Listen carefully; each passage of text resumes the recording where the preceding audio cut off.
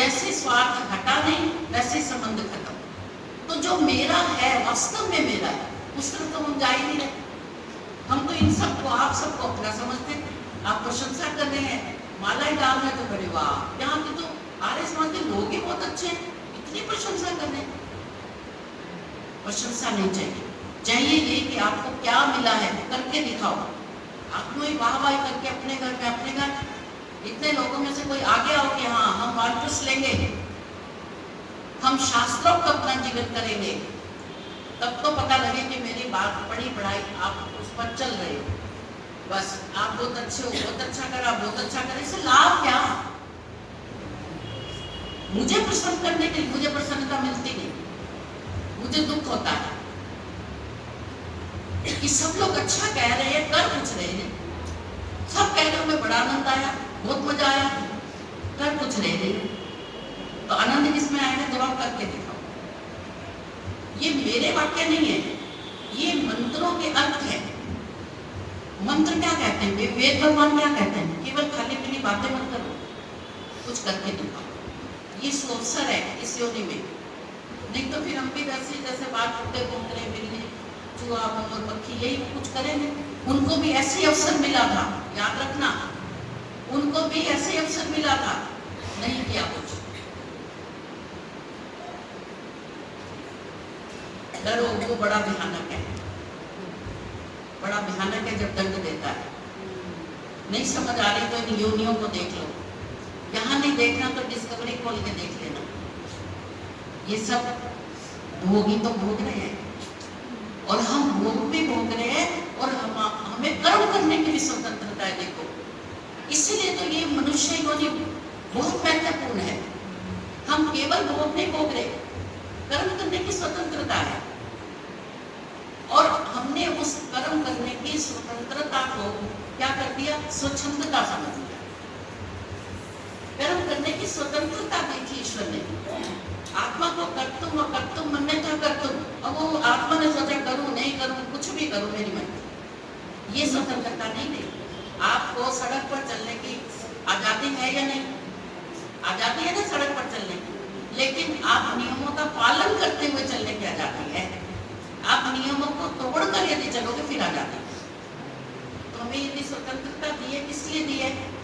कि परमात्मा हमारे जो वेद भगवान है उनके आज्ञा का पालन करें। आज्ञा, अब आप कहोगे कि आज्ञा के पालन में स्वतंत्रता कहाँ है? फिर ऐसी स्वतंत्रता नहीं। हमने उस स्वतंत्रता को स्वच्छंदता मानकर मनमर्जी करनी शुरू कर दी। हम करें नहीं करें किसी को क्या मतलब। इसीलिए हम अकारण भी दुखी होते हैं, जिनके कारणों को हम जानते नहीं। हालांकि अकारण दुख नहीं आता, लेकिन हमें लगता है कि इस दुख का कारण हम तो नहीं है, हमने तो बुरे कर्म नहीं किए, फिर ये हम पर दुख क्यों आ रहा है? शास्त्रों को पढ़ना पड़ेगा, जानना पड़ेगा, अपने भीतर देखना पड़ेगा। तो आइए अगले शिवरात्रि सुरेंद्र कुमारी।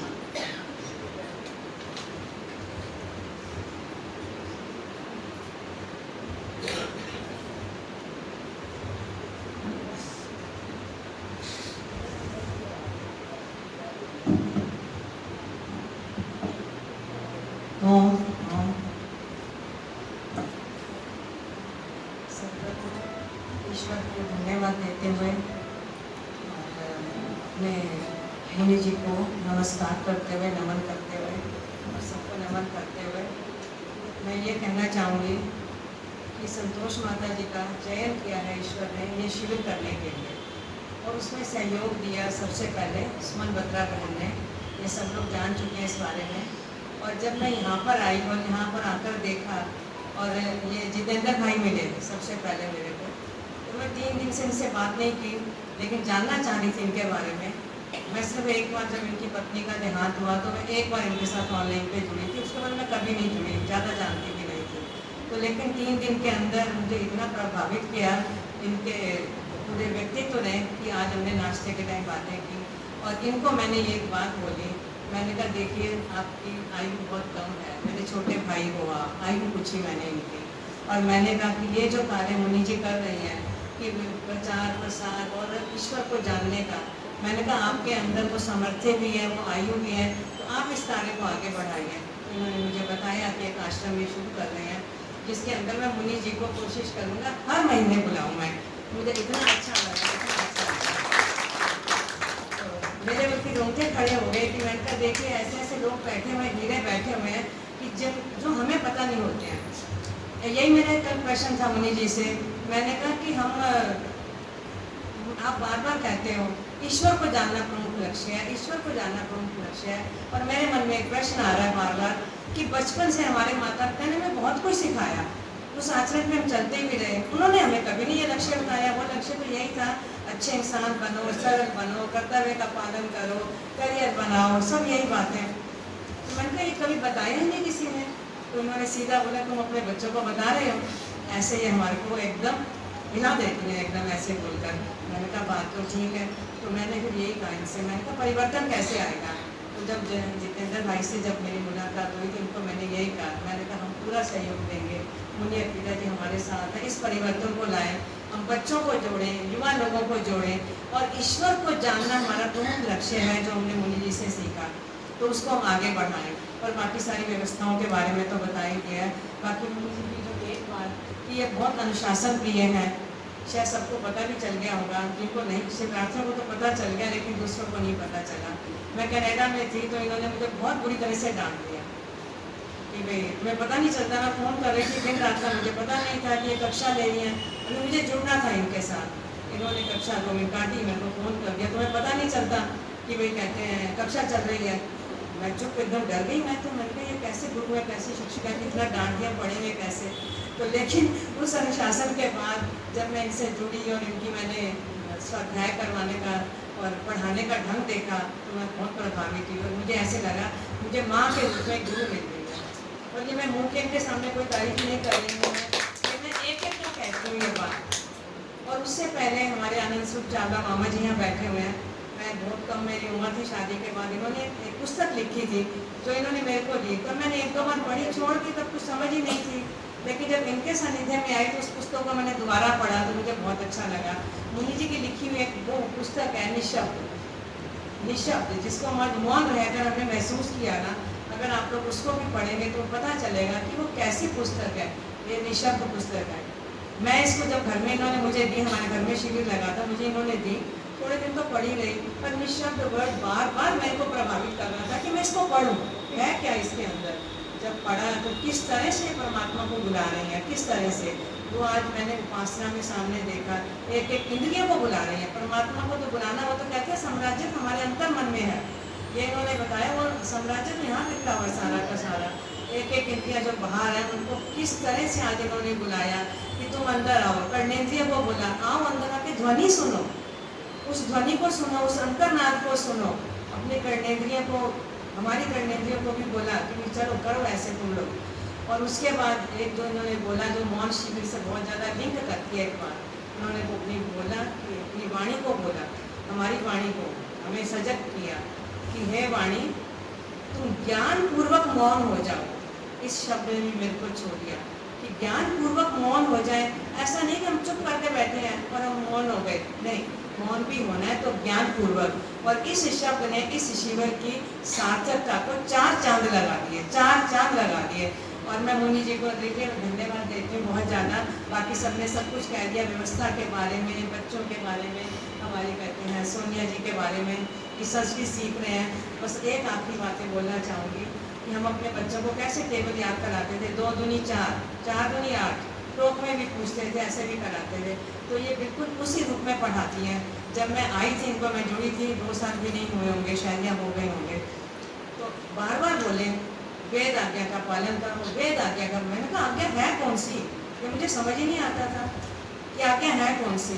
जब इन्होंने पढ़ाना शुरू किया सत्यार्थ प्रकाश, ऋग्वेद भाष्य भूमिका, अभी व्यवहार भानु पढ़ा रहे हैं, और गोकर्णा निधि, उपदेश मंजरी, वो सब इनके सानिध्य से पढ़ा। उससे पहले कुछ पता ही नहीं था। उससे पहले फिर जब ये पढ़ा सब समझ में आया कि वेद आज्ञाएँ क्या होती है, कि एक एक चीज़ लिखी हुई है कि गुरु कैसा हो, सभापति कैसा हो, उसके लक्षण क्या हो। तो वो समझ आने लगा कि हम तो कुछ भी नहीं जानते और हमने पूरा जीवन गंवा दिया, पूरा जीवन गंवा दिया। तो अभी हम सब लोग इतने यहाँ पर सीनियर सिटीजन बैठे हुए हैं, तो मैं सबसे ये कहूँगी कि जब छोटे छोटे पॉकेट्स के अंदर 4 लोगों को, बच्चों को इकट्ठा करिए, उनसे बातचीत करिए, इधर उधर की बातें ना करके उनको जोड़िए। हमारे साथ जोड़िए, मुनि जी के साथ जोड़िए, जितेंद्र भाई के साथ जोड़िए, ये यहाँ के प्रधान वगैरह उन सबके लिए धन्यवाद। प्लीज़ मेरे कुछ कमी रह गई हो तो मैं उससे माफ़ी चाहूँगी। तो उसके लिए जितना ये कार्य कर सकेंगे, जोड़ पाएंगे, वो हमारा पुण्यों का कर्माशय बढ़ेगा, पुण्यों का कर्माशय बढ़ेगा। और उस कर्माशय में हम जब खुद हम गोता लगाएंगे तो जैसे मुनि जी बता रहे हैं कि समुद्र में गोते के लगाने बराबर होगा। उन रत्नों को ढूंढिए जो इंतज़ार कर रहे हैं कि कोई आए, जिसको मुनि जी का एक शब्द एक और है बड़ा कि आलम्बन भेजता है इंसान, ईश्वर जो है आलम्बन भेजता है। बुद्धि अपनी सजग रखें, साधक सजग रहे, और वो आलम्बन जब मिला तो मैं मुनि जी का धन्यवाद कि मुझे आलम्बन मिला। इसके लिए मैं संध्या ढींगरा जी का धन्यवाद करूँगी जिन्होंने मुझे मुनि अर्पिता जी से मिलवाया। ये बैठी हुई है सामने, शिविर में तो नहीं आई इस बार, और इनकी बेटियाँ भी बहुत अच्छे से भजन बोलती है, सब कुछ है। और मैं मुनि जी का बार बार धन्यवाद कि इनका आलम्बन और भी किसी को चाहिए तो वो जुड़ सकता है। इनके पास हमारा नंबर है, संतोष दीदी के पास नंबर है, सबके पास, वो जुड़े और जो हम कह रहे हैं उसकी सच्चाई को खुद अनुभव करें, तो तब हमें और आनंद आएगा कि ये शिविर हमारा बहुत सफल हुआ और उसके अंदर हम सबको आनंद आया। तो उसके लिए मैं सबका बहुत बहुत धन्यवाद, व्यवस्था के लिए धन्यवाद, अधिकारीगणों का धन्यवाद, सबका धन्यवाद। और आचार्य जी आपका बहुत बहुत धन्यवाद, आपने बहुत अच्छे से हिंदी में भाव समझाए। मुनि जी यही कहती हैं कि खाली बोलो मत मंत्र, उसके भावों को याद करो, अर्थों को याद करो। बहुत अच्छा। मैं साथ साथ आदरणीय सुरेंद्र जी का भी धन्यवाद ज्ञापित करना चाहता हूँ, क्योंकि उन्होंने प्रातःकाल सत्र में बहुत सुंदर तरीके से योग और व्यायाम सभी को कराया। मैं 2006 में स्वामी रामदेव जी के यहाँ पे शिक्षक की ट्रेनिंग लेकर के आया था, लेकिन इतनी बारीकी से, इतने अच्छे तरीके से उन्होंने योग सबको कराया कि एक ही प्राणायाम को पकड़ के इसको अच्छी तरह से समझ लो। जरूरी नहीं कि हम सारे आज ही करें, लेकिन आज अगर हम भस्त्रिका कर रहे हैं तो भस्त्रिका को अच्छी तरह से हम समझ लें कैसे करना है। तो बहुत अच्छे तरीके से योग कराने के लिए उनका भी बहुत बहुत साधुवाद, बहुत बहुत अभिनंदन। एक बार जोरदार करते हुए उनके लिए जो ये भी संस्कृत की बात कर रही थी कि संस्कृत की 2 दिन कक्षाएं लगी और फिर कल वाले दिन इनकी परीक्षा भी हुई इनकी, और फिर इनको सबको कंपटीशन में भाग लेने के लिए कहा गया, जितने भी शिक्षार्थी थे। तो 2, 3, 4 परीक्षाएं की। उन परीक्षाओं में बहुत सारे लोग प्रथम आए, फिर उन जो प्रथम आए थे उन सबको फिर आपस में फिर उनकी परीक्षा हुई। तो उन 3 परीक्षाओं में देखिए, 3 परीक्षाओं में पहली तो परीक्षा थी संस्कृत में दिशाओं के नाम। जब हमारी सोनिया आचार्य जी ने ये बताया कि ये वामतः, ये दक्षिणतः, ऊपरी, अधः, ऐसे करके बताया दिशाओं को, तो सबको सिखा दिया। फिर उसकी परीक्षा ली कि वो बोलती गई तो जो ऐसे हाथ करता गया, ठीक करता गया, वो बच गया, जो गलत करता गया उन्हें निकालते गए। तो उनमें सबसे अंत तक ये बचे, सबसे अंत। ये परीक्षाओं का तात्पर्य है कि माइंड कंसंट्रेट है, ध्यान से सुन रहे हो बात।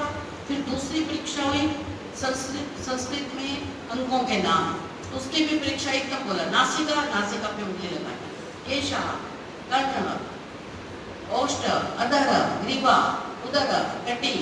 तो एकदम से उनको छूना था, जो नहीं छू पाया वो सब निकल गया। अंत में कौन बचा? सुरेंद्र। और तीसरा जो फाइनल हुआ उसमें भी यही बची। तो इनको आप आइए, आनंद स्वरूप चावला जी, आइए आप चावला जी, श्रीमान चावला जी अपने हाथों से इनको आशीर्वाद दें। फिर हमारी जो व्यवस्थापिका है, आप भी आ जाओ। इन्होंने उसी वक्त जल्दी से पुरस्कार का प्रबंध किया, उसी वक्त इनको लाकर दिया। हमने कहा इनको कल देंगे सबके बीच।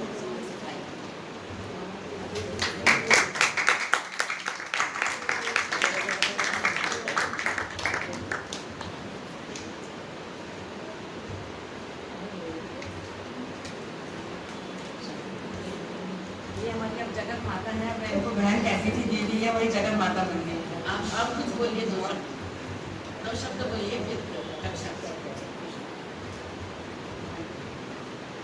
समय को ध्यान में रखते हुए आशीर्वाद। ये सुरेंद्र कुमारी जी जो है, ये पहले इनकी जो परिवार था सनातन परिवार था, सनातन मतलब कोई वैदिक सनातन नहीं, वैसे जो पौराणिक सनातन था। लेकिन इन्होंने थोड़े से कार्यकाल में इतना कुछ सीख लिया है कि हमसे भी आगे बढ़ गई है ये, जो इसकी प्रशंसा हो रही है। और वास्तव में जो है हमारी मदान बहन जी और ये सब जो और भी इनके जो साथ इनकी स्कूली है इनकी, तो इन सभी का सहयोग से और आपने इतना अच्छा कार्यक्रम को ये आयोजित किया है।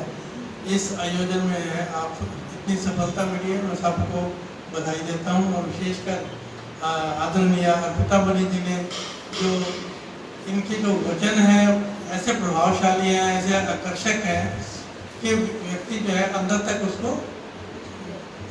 वो प्राप्त कर लेता है। और जो वास्तव में उसको चल पड़ता है, उसको जीने लगता है उन उपदेशों को, परमात्मा उसको परम सुख की प्राप्ति कराता है। और जो और आगे बढ़ जाता है, अत्यंत पुरुषार्थ करता है, वो तो जो धारणा ध्यान समाधि की जो बात कर रहे थे, परमात्मा उनको मोक्ष के मार्ग पर ले जाता है। तो इन्हीं शब्दों के साथ मैं अनेक संवेदन लेता हुआ आपका हार्दिक धन्यवाद करता हूँ। आप सभी का धन्यवाद।